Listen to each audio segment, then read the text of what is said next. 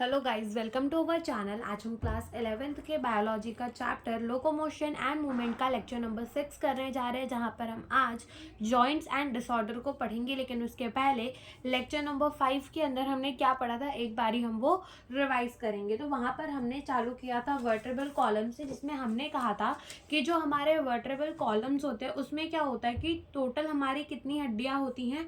Total हमारी 26 हड्डी होती हैं, ठीक है, जो कि अरेंज रहती हैं और वो डॉर्सली प्लेस्ड रहती हैं। फिर हमने देखा था कि उधर पे 7 जो होती हैं वो सर्वाइकल होती है, जो कि हमारे नेक रीजन में पाई जाती हैं। फिर थोरासिक होती हैं 12, फिर लंबर होती हैं 5, और फिर हमारी आती है सेक्रल, ठीक है, सेक्रल कह लो या सेक्रम कह लो। तो वो हमारी होती है 5, लेकिन वो फ्यूज होकर क्या बना देती है, एक बना देती है अडल्ट के अंदर।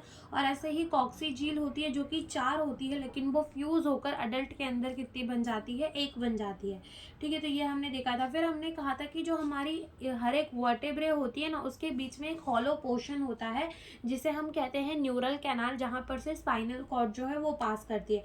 फिर हम आए थे अपेंडिकुलर स्केलेटन में। तो हमने कहा था कि हमारे अपेंडिकुलर स्केलेटन के अंदर टोटल 126 हड्डी होती है, जिसमें से हमारी जो ग्रिडल बोन होती है वो 6 होती हैं, और हमारे लेफ्ट बोन जो है वो कितने होते हैं, 60 होते हैं। ग्रिडल बोन में हमारी होती है पेक्टोरल ग्रिडल एंड पेल्विक ग्रिडल। पेक्टोरल ग्रिडल के ईच हाफ में 2 हड्डी होती है, यानी कि दोनों हाफ में टोटल 4 हड्डियां होती है। पेक्टोरल ग्रिडल के अंदर 2 हड्डियां आती है हमारी, दैट इज क्लैविकल एंड स्पैक्यूला एक साइड की, क्लैविकल एंड स्पैक्यूला दूसरे साइड की। फिर हमने देखा था कि एक प्रोसेस निकलती है हमारे स्पैक्यूला की, जिसे हम कहते हैं स्पाइनस प्रोसेस, और उधर से ही निकलता है एक्रोमियन प्रोसेस। वहां पर हमारी जो है क्लैविकल जुड़ती है, और हमारे एक्रोमियन प्रोसेस के नीचे ही क्या होता है, ग्लेनॉइड कैविटी, जहां से हमारा ह्यूमरस जो है वो अटैच होता है, ठीक है। ये हमने देखा था। फिर हमने कहा था कि हमारा पेल्विक ग्रिडल होता है 3 बोन का मिलकर बना हुआ होता है, इलियम, ईशियम, प्यूबिस, ठीक है, यानी कि एक ही बोन होती है कॉक्सियल बोन, और वो कॉक्सियल बोन जो है वो 3 बोन की मिलकर बनी हुई है, दैट इज इलियम, ईशियम और प्यूबिस। और at the junction of the 3 bone हमें देखने को मिलता है एसिटाबलम, जहाँ से हमारा फीमर जो है वो अटैच रहता है। फिर हमने देखे थे अपने लिम्फ के बारे में। तो हमने सबसे पहले पढ़ी थी फोरलिम, यानी कि अपने हाथों के बारे में। तो उधर टोटल 30 हड्डियां होती है, ह्यूमरस 1, रेडियस 1, अल्ना 1। फिर हमारी आती है carpal which is 8 in number, फिर आती है metacarpal which is 5 in number, and then हमारे आते हैं phalanges which is 14 in number. फिर हमारे लेग अगर हम बात करें हाइंड लिम्ब की, तो वहाँ पे भी होता है फीमर होता है, और वहाँ पे क्या होता है, फीमर होता है, फिर टीबिया होता है, फ्यूबुला होता है, और ये तीनों ही 1 1 इन नंबर। फिर वहाँ होते हैं tarsal which is 7 in number, metatarsal कितने होते हैं, 5 इन नंबर, और फिर होते हैं फैलेंजेस विच 14 इन नंबर। और एक जो बोन होती है वो क्या होती है, पटेला, ठीक है, वो बोन होती है, वो हमारी नी की कैप होती है, ठीक है। तो इतना हम पढ़ चुके थे, और अब हम क्या स्टार्ट करेंगे, हम स्टार्ट करेंगे जॉइंट्स को, ठीक है, जॉइंट्स को। अब जॉइंट्स का मतलब तो जैसे कुछ समझाने जैसा है नहीं, कि सबको पता है कि जॉइंट का मतलब क्या होता है।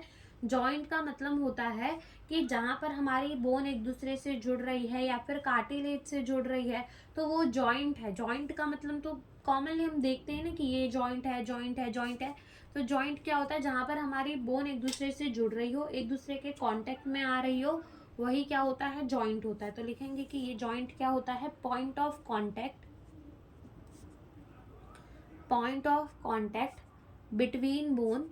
पॉइंट ऑफ कांटेक्ट किसके बीच में, बोन्स के बीच में, और बोन्स एंड कार्टिलेज, बोन के बीच में भी और बोन्स एंड कार्टिलेज के बीच में भी, ठीक है, बोन्स एंड कार्टिलेज के बीच में। तो ये पॉइंट ऑफ कांटेक्ट होता है बिटवीन द बोन, बोन और कार्टिलेज, ठीक है। तो ये हमारा क्या होता है, जॉइंट होता है। अब जब देखो ये जॉइंट जो है ना वो बहुत इंपॉर्टेंट है, वो मूवमेंट करवाने में बहुत ज़्यादा हेल्प करता है, ठीक है, मूवमेंट करवाने में बहुत ज़्यादा हेल्प करता है। अब जॉइंट भी जो होते हैं ना, वो हमारे 3 टाइप के होते हैं, दैट इज कार्टिलेजियस जॉइंट, हमारा होता है सबसे पहला फाइबरस जॉइंट, फिर होता है कार्टिलेजियस जॉइंट, एंड देन हमारा होता है साइनोवियल जॉइंट। तो सबसे पहला हम क्या पढ़ेंगे, फाइबरस जॉइंट, फाइबरस जॉइंट। तो ये जो हमारे फाइबरस जॉइंट होते हैं ना, इसमें मूवमेंट बिल्कुल नहीं होता। जहाँ पर भी हमारी फाइबरस जॉइंट प्रेजेंट होती है ना, फाइबरस जॉइंट, वहाँ पर हमें एक भी मूवमेंट नहीं देखने को मिलती। तो हम लिखेंगे कि इमूवेबल, कि यहाँ पर मूवेबल यानी कि मूव जो है वो नहीं हो पाता, तो इनमूवेबल जॉइंट है। अब ऐसी जॉइंट कहाँ देखने को मिलती है, तुमने पढ़ा था अपना क्रेनियम, क्रेनियम के अंदर क्या पढ़ा था, frontal bone, parietal bone, temporal bone, occipital bone. तो ये सारी बोन्स भी एक दूसरे से जुड़ी हुई होती है। लेकिन अगर क्या तुम अपने फ्रंटल बोन को दबाओगे तो क्या तुम्हारा पैरिएंटल बोन ऊपर रह जाएगा और फ्रंटल अंदर चला जाएगा, ऐसा होता है? तुम क्या अपने क्रेनियम के बोन्स को मूव कर सकते हो? नहीं मूव कर सकते हो। क्यों? क्योंकि वो इनमूवेबल जॉइंट है। तो वहां पर हमें क्या देखने को मिल रहा है, फाइबरस जॉइंट। तो यहाँ पर जो बोन्स होते हैं, bones connected with help of dense white fibrous connective tissue. ठीक है, तो यहाँ पर जो होती है इनमूवेबल जॉइंट होती है, और इसका एग्जाम्पल क्या हो जाता है, हमारी स्कल तो नहीं लिख सकते, क्रेनियल बोन्स लिख दो, क्रेनियल बोन्स। ठीक है, क्रेनियल बोन्स के बीच में हमें क्या देखने को मिलता है, फाइबरस जॉइंट। ठीक है, क्रेनियल बोन्स के बीच में हमें क्या देखने को मिलता है, फाइबरस जॉइंट देखने को मिलता है। ठीक है, फिर सेकंड नंबर पे जो है वो हमारी आती है कौन सी जॉइंट, कार्टिलीजियस जॉइंट। कार्टिलीजियस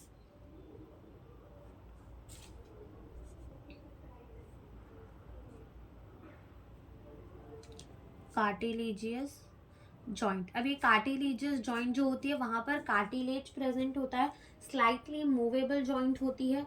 ठीक है, और जॉइंट जो है वो किसके हेल्प से होता है, with the help of the cartilage. तो हम लिखेंगे कि ये कैसी होती है, स्लाइटली मूवेबल जॉइंट। ठीक है, ये क्या होती है, स्लाइटली मूवेबल जॉइंट होती है, और joint with help of cartilage. ठीक है, joint with help of cartilage. तो ये होती है हमारी कार्टिलेजियस जॉइंट, जो हमें कहाँ देखने को मिलती है, हमें इंटरवर्टेब्रल डिस्क। हमने पढ़ा था कि हमारे दो वर्टेब्रे के बीच में प्रेजेंट होता है इंटरवर्टेब्रल डिस्क, यानी कि वहां पर प्रेजेंट होता है कार्टिलेज। तो अगर तुम खुद ही नोटिस करोगे तो तुम्हारी जो रीढ़ की हड्डी होती है, ठीक है, जो तुम्हारे वर्टेब्रल कॉलम होती है, वहां पर तुम्हें लिमिटेड मूवमेंट देखने को मिलती है। ऐसा नहीं कि वो पूरी की पूरी 360 डिग्री घूम जाए, लेकिन फिर भी वहां पर लिमिटेड मूवमेंट तो हमें देखने को मिलती है। तो ये कहाँ देखने को मिलेगा हमें, इसका एग्जाम्पल हो जाएगा इंटरवर्टेब्रल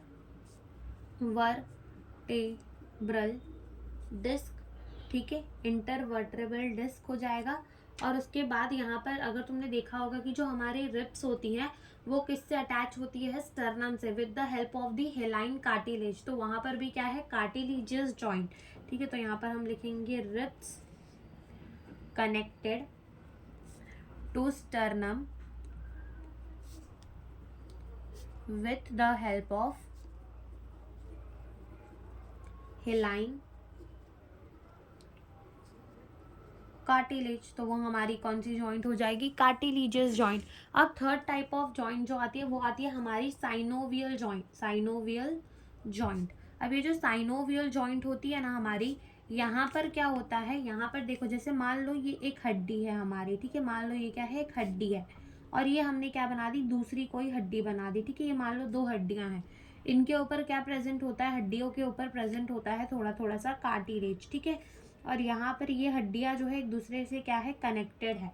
हड्डियां जो है वो एक दूसरे से कनेक्टेड है with the help of the ligament. ठीक है, लिगामेंट वो होता है जो बोन से बोन को कनेक्ट करता है, और टेंडन वो होता है जो कार्टिलेज से बोन को कनेक्ट करता है, सॉरी, मसल से बोन को कनेक्ट करता है, वो हमारा होता है टेंडन, जो मसल से बोन को कनेक्ट करता है। और जो बोन से बोन को कनेक्ट करता है वो होता है हमारा लिगामेंट। क्या होता है वो, हमारा लिगामेंट। तो ये हमारा क्या है, लिगामेंट। अब यहाँ पर ना एक फ्लूइड प्रेजेंट होता है जिसे हम क्या कहते हैं, साइनोवियल फ्लूइड, साइनोवियल फ्लूइड। ठीक है, इसे हम क्या कहेंगे, साइनोवियल फ्लूइड कहेंगे। और ये साइनोवियल फ्लूइड जो है ना, पहले ही काम वो क्या करता है, एक तो नरिशमेंट प्रोवाइड करने का काम करता है, नरिशमेंट देता है, साथ ही शॉक एब्जॉर्बर की तरह भी काम करता है, एब्जॉर्बर की तरह भी काम करता है, और एज वेल एज ये क्या करता है, फ्रिक्शन को रिड्यूस करता है। ठीक है, फ्रिक्शन को रिड्यूस करता है। अब यहाँ पे अगर हम बात करें साइनोवियल जॉइंट की, तो यहाँ पर हमें मैक्सिमम मूवमेंट देखने को मिलती है। ठीक है, मैक्सिमम मूवमेंट हमें कहाँ देखने को मिलती है, साइनोवियल जॉइंट के अंदर हमें मैक्सिमम मूवमेंट देखने को मिलती है। अब ये साइनोवियल जॉइंट भी टाइप के, जैसे कि हमारा ball and socket joint, ball and socket joint. ठीक है, बॉल एंड सॉकेट जॉइंट। दूसरा हमारा आ जाता है हिंज जॉइंट, फिर आता है हमारा पाइवॉइड जॉइंट, फिर आता है सैडल जॉइंट, फिर हमारा आता है स्लाइडिंग जॉइंट, या फिर उसको ग्लाइडिंग जॉइंट भी कह देते हैं, या फिर स्लाइडिंग जॉइंट भी कह देते हैं, स्लाइडिंग और ग्लाइडिंग जॉइंट। ठीक है, तो ये सारे टाइप ऑफ जॉइंट जो है वो हमारे कहाँ आ जाते हैं, साइनोवियल जॉइंट के अंदर ही। हमारे ये सारे टाइप के जो जॉइंट है वो हमारे साइनोवियल जॉइंट के अंदर ही आ जाते हैं। तो अब हम ये सारे जॉइंट्स को कैसे समझेंगे, ball and socket joint, hidden joint, pivot joint, saddle joint, sliding और ग्लाइडिंग जॉइंट, तो ये हम समझेंगे with the help of the four limb. और ऐसी ही सेम जॉइंट कहाँ होती है वो हम लिख लेंगे। ठीक है, तो पहले हम बनाते हैं डायग्राम। ये हमने बना दी क्या, ग्लेनॉइड कैविटी, और ये हमने क्या बना दी, स्पैक्यूला। ठीक है, यहाँ पर जो है वो कौन जुड़ा रहेगा, ह्यूमरस, तो ये हम बना देते हैं ह्यूमरस। फिर हम क्या बना देंगे, रेडियस,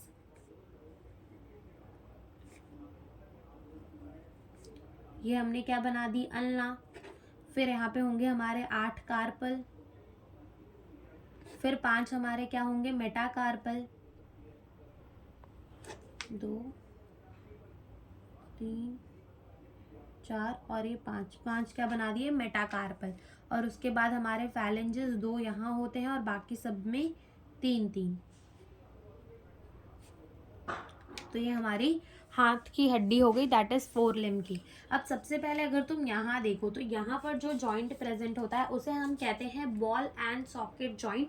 तो अगर तुम अब खुद ही देखो कि तुम्हारी जो ह्यूमरस है और तुम्हारी जो ग्लेनॉइड कैविटी है, तो तुम अपने हाथ को चारों तरफ घुमा सकते हो। ठीक है, हाथ को बचपन में कभी घुमाया भी होगा कि चारों तरफ ऐसे ऐसे करके अपने हाथ को जो है तुम वो घुमा सकते हो। तो यहाँ पर क्या प्रेजेंट होता है, बॉल एंड सॉकेट जॉइंट। ठीक है, क्या प्रेजेंट होता है, बॉल एंड सॉकेट जॉइंट, जिसमें हमारी मूवमेंट होती है in all direction, movement in all direction. ठीक है, यहाँ पर क्या होती है, मूवमेंट होती है इन ऑल डायरेक्शन। ठीक है, मूवमेंट होती है इन ऑल डायरेक्शन। तो ये बॉल एंड सॉकेट जॉइंट हमें कहाँ देखने को मिलता है, humerus and glenoid cavity, glenoid cavity.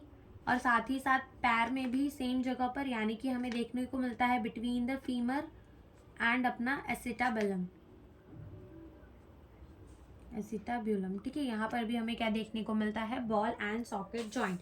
फिर यहाँ पर जो जॉइंट आती है वो आती है हमारी हिंज जॉइंट, हिंज जॉइंट। ठीक है, अब ये जॉइंट में जो होती है वो मूवमेंट जो है एक ही डायरेक्शन में होती है, लाइक अ डोर। ठीक है, अगर तुम अपने हाथ को देखोगे तो ये तुम्हारी हिंज जॉइंट है, तो you can open it like a door. ठीक है, एक ही तरफ से जो है ये जॉइंट होगी, तो ये हमारी होती है हिंज जॉइंट। तो हम लिखेंगे कि मूवमेंट, ऐसा तो नहीं होता कि तुम अपने हाथ को जो है वो पीछे की तरफ मोड़ दो, खाली आगे की तरफ ही मोड़ पाते हो ना, तो वो मूवमेंट होती है कितनी, इन वन डायरेक्शन। मूवमेंट कितने में होती है, in one direction, like a door, like a door. तो ये हमें कहाँ देखने को मिलती है, हमारी एल्बो जॉइंट हो गई, एल्बो जॉइंट। साथ ही साथ हमारी नी जॉइंट, ये 2 टाइप की हमारी क्या होती है, हिंज जॉइंट होती है। फिर आती है हमारी पाइवॉइड जॉइंट। ठीक है, तो ये हमारे किसके बीच में देखने को मिलेगी, between the ulna and the radius. हमें क्या देखने को मिलेगा, हमें देखने को मिलेगा पाइवॉइड जॉइंट। तो ये भी कहाँ करती है, मूवमेंट इन वन डायरेक्शन। अपने हाथ को तुम ऐसे ऐसे जो है वो मूव कर सकते हो। ठीक है, तो ये भी क्या है, मूवमेंट इन वन डायरेक्शन है, मूवमेंट इन वन डायरेक्शन। ठीक है, और ये हमें कहाँ देखने को मिलती है, between the radius and ulna. और साथ ही ये हमें कहाँ देखने को मिलती है, बिटवीन एटलास एंड एक्सिस। ठीक है, इन दोनों के बीच में भी हमें क्या देखने को मिलती है, पाइवॉइड जॉइंट। फिर उसके बाद यहाँ पर कार्पल के अंदर हमें क्या देखने को मिलती है, sliding joint, sliding sliding joint देखने को मिलती है, या फिर स्लाइडिंग कह लो, ग्लाइडिंग कह लो। तो ये स्लाइडिंग जॉइंट जो होती है ना, तो यहाँ पर हमें जो है मूवमेंट कहाँ देखने को मिलती है, बिटवीन द कार्पल, और बिटवीन द कार्पल हमें देखने को मिलती है, यानी कि सारे के सारे कार्पल्स के बीच में स्लाइडिंग जॉइंट देखने को मिलेगी। और ऐसे ही हमारे सारे के सारे टार्सल्स के बीच में हमें क्या देखने को मिलेगी, हमारी स्लाइडिंग जॉइंट देखने को मिलेगी। तो बिटवीन कार्पल और बिटवीन टार्सल, ठीक है, हमें क्या देखने को मिलेगी, स्लाइडिंग जॉइंट देखने को मिलेगी। और ये जो जॉइंट है, ठीक है, between the carpal and metacarpal, वो हमारी क्या होती है, सैडल जॉइंट। कौन सी जॉइंट होती है, सैडल जॉइंट। तो हम लिखेंगे सैडल जॉइंट के बारे में, सैडल जॉइंट, ठीक है। तो ये हमें किसके बीच में देखने को मिलती है, between the carpal and metacarpal of thumb, of thumb, ठीक है। वहां पर हमें क्या देखने को मिलती है, सैडल जॉइंट देखने को मिलती है, ठीक है। तो ये हमारी जो हो गई सारी जॉइंट्स, ये जॉइंट्स हमें यहाँ देखने को मिलती हैं। तो यहाँ पर हमारा जो जॉइंट वाला टॉपिक है वो होता है खत्म। अब हम पढ़ेंगे disorder of the muscular and the skeletal system. तो अब हम देखेंगे disorder of the muscular and the skeletal system. तो हमने देखा कि जो ये डिसऑर्डर होते हैं हमारे मस्कुलर और स्केलेटल सिस्टम के, तो इसमें जो सबसे पहला डिसऑर्डर हमें दिया हुआ है वो दिया हुआ है माइस्थेनिया ग्रेविस, ठीक है, माइस्थेनिया ग्रेविस। अब माइस्थेनिया ग्रेविस जो होता है ना, वो एक ऑटो इम्यून डिसऑर्डर होता है। ऑटो का मतलब खुद, इम्यून यानी कि इम्यूनिटी सिस्टम की बात करें। अब देखो, तुम्हें पता होगा कि हमारी इम्यूनिटी सिस्टम क्या काम करती है। हमारी इम्यूनिटी सिस्टम ये काम करती है कि जब भी कोई फॉरेन ऑर्गेनिज्म हमारी बॉडी के अंदर घुस जाता है और हमें कुछ हार्म करने की कोशिश करता है, हमें हार्म करने की कोशिश करता है, तो हमारा इम्यूनिटी सिस्टम क्या करता है, उससे लड़ता है, उस सेल को मार देता है और हमें प्रोटेक्ट कर लेता है। लेकिन ये डिसऑर्डर ऐसी है जिसमें हमारा इम्यूनिटी सिस्टम पागल हो जाता है। ऐसा मान लो कि हमारा इम्यूनिटी सिस्टम क्या हो जाता है, पागल।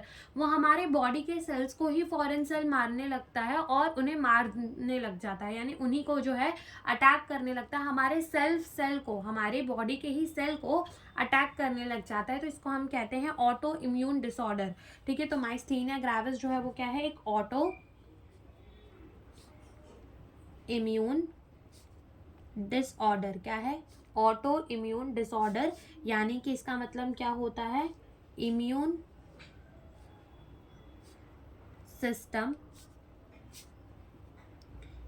System start attacking self cell, ठीक है, खुद ही के सेल्स को अटैक करना जो है वो स्टार्ट कर देता है। तो यहाँ पर ये भी क्या है, एक ऑटो इम्यून डिसऑर्डर है। अब इसमें होता क्या है, इसमें जो है ना, इसमें हमारे जो न्यूरोमस्कुलर जंक्शंस होते हैं ना, उधर पर ये अटैक करता है, जिसकी वजह से हो जाता है फटीग यानी कि थकान, वीकनिंग और पैरालिसिस हो जाती है स्केलेटल मसल की। तो लीडिंग, या फिर ऐसा लिख लो, affect neuromuscular junction, affect neuromuscular junction leading to fatigue, weakening and paralysis of skeletal muscle, ठीक है। तो ये हो गया। सेकेंड नंबर की जो डिसऑर्डर आती है वो है मस्कुलर डायस्ट्रोफी। अब यहाँ पे क्या होता है, यहाँ पे ना डिग्रेडेशन हो जाती है हमारे स्केलेटल मसल की, यानी धीरे धीरे जो है वो डिग्रेडेशन होती है स्केलेटल मसल की। क्यों, क्योंकि एक जेनेटिक डिसऑर्डर के वजह से, ठीक है। तो यहाँ पर हम लिखेंगे मस्कुलर डिस्ट्रोफी। तो यहाँ पे क्या होता है, progressive degeneration of skeletal muscle due to genetic disorder. Genetic disorder का मतलब होता है ऐसी डिसऑर्डर जो हमें हमारे जेनेटिक्स में आई हो, मतलब कि हमारे मम्मी पापा से हमें मिली हो, जो हमारे जेनेटिक में हो, ठीक है। तो वो होते हैं हमारे जेनेटिक डिसऑर्डर। तो ये भी क्या होता है, एक टाइप का जेनेटिक डिसऑर्डर। देन थर्ड आता है टिटानी। क्या आता है, टिटानी। अब ये टिटानी में क्या होता है, रैपिड स्कैन्स होते हैं, यानी कि एकदम कॉन्ट्रैक्टेड स्टेट में ही हमारी मसल रह जाती है। और ऐसा क्यों होता है, बिकॉज जो हमारे मसल के अंदर कैल्शियम आयन कम होता है ना हमारी बॉडी के अंदर, यानी कि हमारे बॉडी फ्लूइड यानी कि हमारे ब्लड के अंदर जब कैल्शियम आयन कम होते हैं तब हमें ये वाली बीमारी होती है। तो इसमें क्या होता है, रैपिड स्कैन, ठीक है, इन मसल के अंदर होता है। क्यों होता है, due to low calcium +2 in blood में ये कम होता है, देन चौथे नंबर में हमारी आती है एराइथिस। तो इसमें क्या होता है, इन्फ्लामेशन। इन्फ्लामेशन का मतलब हो जाता है सूजन हो जाना। तो इन्फ्लामेशन हो जाती है किसकी, ऑफ जॉइंट, जॉइंट की क्या हो जाती है, इन्फ्लामेशन हो जाती है। फिर उसके बाद हमारी आती है 5th नंबर में, that is the osteoporosis. Osteoporosis भी क्या है, एक एज रिलेटेड डिसऑर्डर है, यानी कि एज रिलेटेड डिसऑर्डर है। ओस्टियो का मतलब होता है देखो बोन, और पोरोसिस का मतलब क्या होता है, पोर, यानी कि हमारे जो हड्डियां है ना उनमें क्या होते हैं, पोर आने लग जाते हैं। जैसे मान लो ये क्रॉस सेक्शन हड्डी का है, ठीक है, क्रॉस सेक्शन हड्डी का है, तो यहाँ पर हड्डी पे पूरा का पूरा मांस भरा हुआ है, ठीक है, लेकिन पूरा का पूरा मतलब मटेरियल जो है वो हड्डी के अंदर भरा हुआ है। लेकिन ओस्टियोपोरोसिस में क्या होगा कि ऐसी कुछ कुछ जगह हमें हड्डी के अंदर क्या दिखने लगेगी, खाली दिखने लगेंगी, ठीक है, खाली दिखने लगेंगी, यानी कि हमारे हड्डी का जो मांस है, ठीक है, उसका जो बोन मास है वो कम हो रहा है, जिसमें ये खाली खाली जगह दिखने लगेगी, जिससे जो है फ्रैक्चर के चांसेस बहुत बढ़ जाते हैं। तो हम लिखेंगे कि ये क्या होता है, age related disorder, age related disorder, age related disorder है।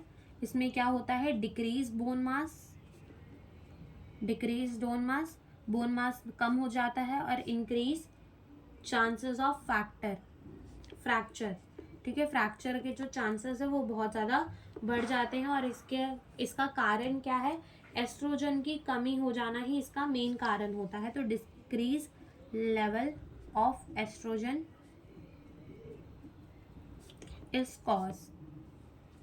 और 5th 6th नंबर पे आता है हमारा गाउट। अब इसमें क्या होता है, इन्फ्लामेशन हो जाती है जॉइंट्स में हमारे, ठीक है, यहाँ पर भी क्या होती है, इन्फ्लामेशन हो जाती है हमारे जॉइंट में। क्यों, क्योंकि यहाँ पर यूरिक एसिड के क्रिस्टल्स जो है वो जमा होने लग जाते हैं। तो ये भी हम लिख देंगे कि यहाँ पर क्या होता है, इन्फ्लामेशन होती है किसकी, of joint, inflammation of joint. क्यों, ड्यू टू द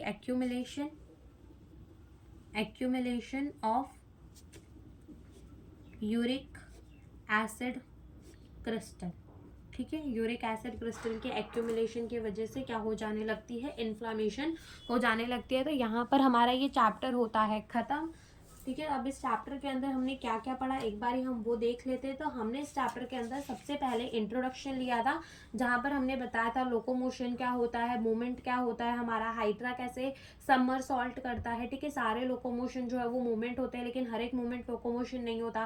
फिर हमने टाइप ऑफ मूवमेंट को देखा था, अमीबेड, सिलेरी और मस्कुलर मूवमेंट, ये सारे टाइप्स ऑफ मूवमेंट हमने देखे थे। फिर हमने देखा था कि जो हमारा मसल है वो एक स्पेशलाइज्ड टिश्यू होता है मेसोडर्मल ओरिजिन का, 40 to 50% वेट जो है वो कंट्रीब्यूट करता है। फिर हमने स्केलेटल मसल को पढ़ा, फिर हमने विजरल मसल को देखा, फिर हमने कार्डियक मसल को देखा, फिर हमने स्केलेटल मसल को डिटेल में पढ़ा, जिसमें हमने मसल बंडल फैसिकल्स जो कि जुड़े हुए होते हैं by the common collagen connective tissue layer. फिर हमने देखा था कि कैसे हम उसको सार्कोलेमा कह रहे थे, सार्कोप्लाज्म कह रहे थे, सार्कोप्लाज्मिक रेटिकुलम कह रहे थे, जिसमें से कैल्शियम निकल रहा था। कैल्शियम जाकर कहाँ बाइंड करता था, टीपीसी पे बाइंड करता था, और जो है troponin along with the tropomyosin हट जाता था active binding site for myosin on the actin filament से। फिर हमने देखे थे कि हमारा सार्कोमियर क्या होता है, फिर हमने structure of the contractile protein देखी, फिर हमने mechanism of the muscle contraction देखा। फिर मसल कॉन्ट्रैक्शन के बाद हमने पढ़ा किसको, स्केलेटल मसल को, जिसके अंदर हमने बोला कि वो बोन्स एंड कार्टिलेज का बना होता है। फिर हमने एक्सियल स्केलेटन पढ़ा, हमने अपेंडिकुलर स्केलेटन पढ़ा, फिर हमने एक्सियल स्केलेटन अपेंडिकुलर स्केलेटन पढ़ने के बाद हमने जॉइंट्स पढ़ा, और जॉइंट्स पढ़ने के बाद हमने क्या पढ़ा, डिसऑर्डर पढ़े, ठीक है। तो ये पूरे के पूरे चैप्टर में हमने इतना किया। तो यहाँ पर हमारा ये जो चैप्टर है वो होता है खत्म। So thank you for watching the video.